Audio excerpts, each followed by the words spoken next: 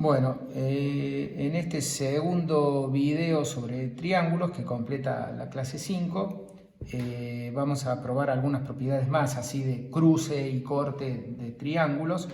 Les dejo un ratito esto para que vean lo que venimos viendo en la clase. Como habíamos hecho todas las definiciones relacionadas con triángulos y habíamos demostrado el postulado de Pasch, el teorema de Pasch. Habíamos demostrado el teorema de Pasch y habíamos discutido este ejercicio en donde uno puede reemplazar el axioma O3 por el enunciado del teorema de Pasch, que pasa a ser un postulado, y entonces asumiendo los axiomas, los tres de incidencia y los dos primeros de orden, más el teorema de Pasch, que pasa a ser postulado, uno deduce el axioma tercero de orden. Bueno, ¿qué otro resultado de triángulo queremos probar ahora en este video? Bueno, acá paso a la próxima hoja. Bueno, estos son resultados que ninguno es difícil de mostrar. Los rotulo acá como proposición porque es una lista de propiedades. Bueno, son todas propiedades que así visualmente son casi obvias, pero como venimos diciendo, somos fanáticos de probar todo a partir de los axiomas o de los resultados que ya hemos probado. Así que bueno, lo que vamos a discutir ahora es intersección de rectas y triángulos en general. Bueno, proposición dice que suponete que tenés un triángulo ABC. Entonces el punto número 1 dice que si vos tenés dos puntos en el triángulo, recuerden que el triángulo es solo los lados, ¿no es cierto? Si vos tenés dos puntos en un triángulo, entonces el segmento que une esos dos puntos está contenido en la región triangular. Pues ya lo voy a decir en la demostración, pero este punto es obvio porque la región triangular es un conjunto convexo y contiene el borde del triángulo, así que si estás teniendo un punto acá y un punto acá, el segmento va a estar contenido porque la región triangular es convexa, así que ese sale directamente. Bueno, lo voy a repetir en la demostración, pero esto es casi obvio. Casi obvio a partir de las definiciones, ¿no? Bueno, sigamos. El segundo punto es, suponete que tenés un punto interior al triángulo, entonces toda recta que pase por el punto interior P es el punto interior, corta al triángulo en exactamente dos puntos. Es decir, toda recta que pase por un punto interior corta el triángulo en exactamente dos puntos. Y pariente de este es que toda semirrecta que tenga origen P en ese punto interior corta al triángulo en exactamente un punto. Acá la hipótesis es que P es un punto interior al triángulo. Bueno, el punto número 3 dice que si tenés un punto adentro del triángulo y un punto afuera del triángulo, entonces el segmento que los une corta el triángulo en un único punto. Y el número 4 dice que si tienes dos puntos en el exterior, afuera del triángulo, en el exterior, Q1 y Q2, entonces hay una línea poligonal que une Q1 y Q2, la cual permanece en el exterior del triángulo. Es decir, una línea poligonal que está contenida en el exterior del triángulo y que une Q1 y Q2. Para recordar qué es lo que es una línea poligonal, le llamamos línea poligonal al dibujito que está acá, es tener una sucesión de puntos A1, A2, A3, A4, A5, A6, etcétera, a n diferentes, y entonces le decimos a la unión de los segmentos A1, A2, A2, A3, así hasta AN-1 a n, hasta AN-1 a n, le decimos línea poligonal, Bueno, insisto, el punto número 4, bueno, entonces lo que termina diciendo, ya que dije lo que es una línea poligonal, lo que dice que si tiene dos puntos exteriores a un triángulo, entonces hay una línea poligonal que empieza en Q1 y termina en Q2 y está contenida en el exterior del triángulo. Bueno, vamos a la demostración.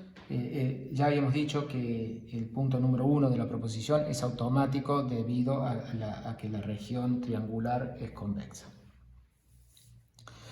Bueno, vamos a la demostración del punto número 2. Así que vamos a tomar un punto P que es interior al triángulo y vamos a tomar una recta X que pasa por P. Así que vamos a separar la demostración en dos casos. Vamos a suponer primero que X pasa por alguno de los vértices del triángulo.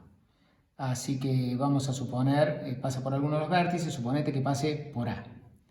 Así que termina siendo de que la recta X es la recta AP, es la recta verde acá. Bueno, esta recta X no puede estar pasando por ninguno de los otros dos vértices, porque si llegara a pasar por alguno de los otros vértices, esa recta contendría a un lado. Entonces el punto P estaría en uno de los lados del triángulo, pero no es así porque la hipótesis es que P es un punto que está en el interior del triángulo. Así que esta recta verde, que ya pasa por A y por P, no puede pasar por ninguno de los vértices B y C. Muy bien, entonces ahora miramos el ángulo BAC, el ángulo acá. Y miro la semirrecta contenida en la recta X, la semirrecta que sale de A y pasa por P. Como P es un punto interior al triángulo, es también un punto interior al ángulo BAC, porque justamente el punto P estaba en estos semiplanos, en el semiplano de este lado que contiene AC, intersección el semiplano de este lado que contiene AB, intersección el semiplano de este lado que contiene A. Eso era ser interior al triángulo. En particular, sos interior al ángulo porque estás en el semiplano determinado por este lado que contiene AC y en el semiplano determinado por el otro lado que contiene AB. Así que P es un punto interior al ángulo BAC y por lo tanto la semirrecta AC es una semirrecta interior a ese ángulo. Y ahora un teorema de hace un par de clases decía que si vos tenés una semirrecta interior a un ángulo y tenés dos puntos, uno en cada lado, como en este caso el B y el C, entonces el segmento BC corta a la semirrecta en un punto D. Conclusión, la semirrecta AP corta al lado BC en un punto que se llama D, así que la recta X está cortando al lado BC en un punto D. A esta altura del partido tenemos que la recta X, además de cortar al triángulo en el vértice A, está cortando al triángulo en el lado BC. Y por supuesto no corta a ningún otro punto del triángulo más que el AD, porque el resto de los lados AB y AC están en diferentes semiplanos con respecto a D. Así que, conclusión, en este caso, la recta X cortó al triángulo en exactamente dos puntos, el vértice A y el punto D. Pues, segundo caso, supongamos que la recta X no pasa por ninguno de los vértices. Bueno, acabo el dibujo. En el dibujo ahora la recta X va a ser la recta verde, pero mantengo dibujada la recta esta verde, la X va a ser la recta roja, y ahora mantengo la recta verde, que era la recta que pasa por P y el vértice A. A esa recta la mantengo verde. Entonces la X es la roja. Es una recta que no pasa por ninguno de los vértices. Bueno, pero ahora ¿qué hago? Presto atención al siguiente triángulo. Presto atención al triángulo ADC. Presto atención al triángulo ADC, que es la mitad del triángulo original. Ese triángulo tiene la propiedad que la recta X ya está cortando un lado en el punto P, porque justamente el punto P estaba en el segmento AD. Entonces tengo una recta, la recta roja está cortando el triángulo ADC en un punto P, en el lado, y no está pasando por ninguno de los vértices. Entonces la conclusión es que por el teorema de Pasch, que decía que si vos tenés una recta X que corta uno de los lados del triángulo, entonces corta exactamente otro lado del triángulo. Conclusión es que como X está cortando el lado verde en el punto P, tiene que cortar exactamente a uno de los otros dos lados. En mi dibujo termina cortando del triángulo ADC. en el dibujo mío está cortando X el lado AC, en ese otro punto. Bueno, conclusión, hemos encontrado un punto de corte de la recta roja X con el triángulo. En nuestro caso lo terminó sucediendo en el lado AC. Bueno, y análogamente, ahora miro el triángulo ABD, el otro mitad de triángulo. Y de vuelta aplico el teorema de Pasch. Sé que la recta X está cortando uno de los lados de ese triángulo, nuevamente el lado verde, en el punto P, así que el postulado de Pasch dice que esta recta roja tiene que cortar el triángulo ABD en otro de los lados, y al otro lado no. Así que va a terminar cortando, este punto D es este, ¿no? Ese es el punto D. Va a cortar en otro punto. Así que, conclusión, hemos obtenido de que la recta roja cortó en exactamente dos puntos. El corte de mirar el triángulo ADC y el corte de mirar el triángulo ABD. Bueno, muy bien. Así que eso termina la primera parte del punto 2, que dice que cortan exactamente dos puntos las rectas que pasan por un punto interior. Y ahora, ¿qué pasa si vos tenés una semirrecta que sale del punto interior? Bueno, si vos tenés una semirrecta, digamos PX, con origen P, bueno, mirá la recta. Vas a saber de que la recta, como está pasando por un punto interior, entonces esa recta corta en exactamente dos puntos al triángulo. Y por lo tanto, entonces va a pasar que cada una de las semirrectas, la PX y la PX opuesta, corta cada una en un punto al triángulo. Es como que acá les dejo de ejercicio, alguien me podría argumentar, che, ¿cómo sabes? Está bien, por la parte anterior sabes que la recta PX cortó el triángulo en dos puntos. ¿Cómo sabes de que esos dos puntos no sucedieron en la semirrecta PX?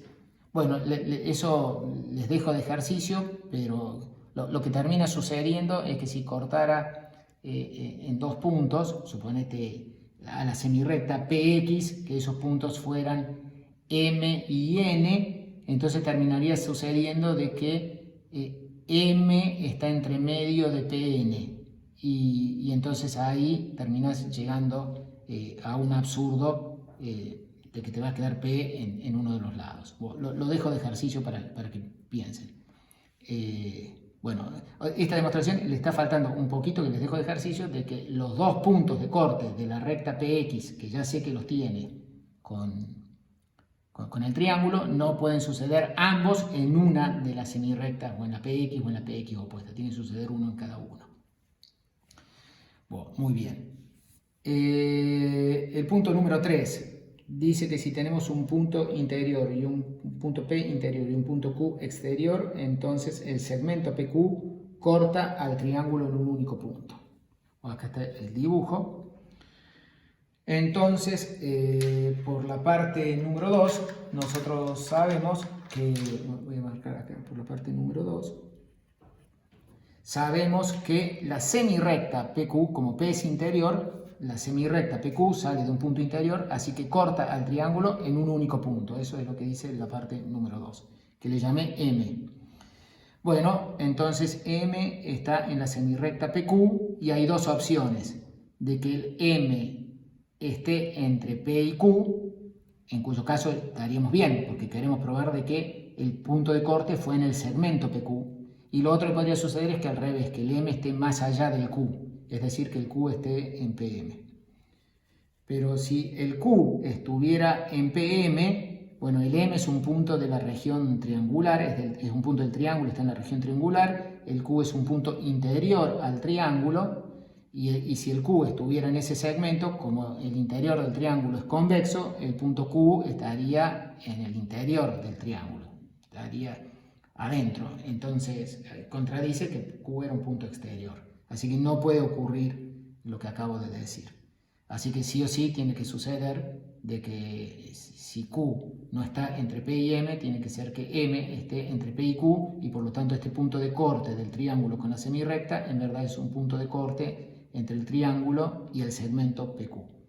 O eso completa la demostración de 3. Este argumento muy parecido acá es el que yo les digo que tienen que usar aquí para ver de que los dos cortes de la recta PX en el punto 2, que los cortes de la recta PX no pueden darse en una misma semirrecta. Bueno, probemos el punto 4.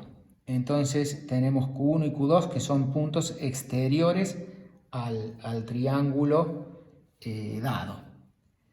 Bueno, acá hice el dibujo, hice dos puntos Q2, porque va a haber dos casos un poquito más abajo, pero bueno, he hecho el punto Q1 y el punto Q2 que están afuera del triángulo. Y entonces la demostración arranca así. Tomemos P, un punto interior al triángulo ABC.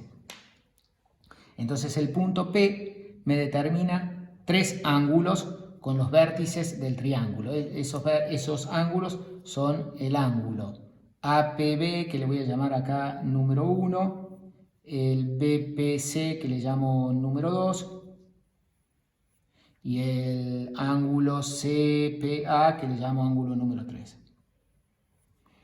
Bueno, tengo esos tres ángulos.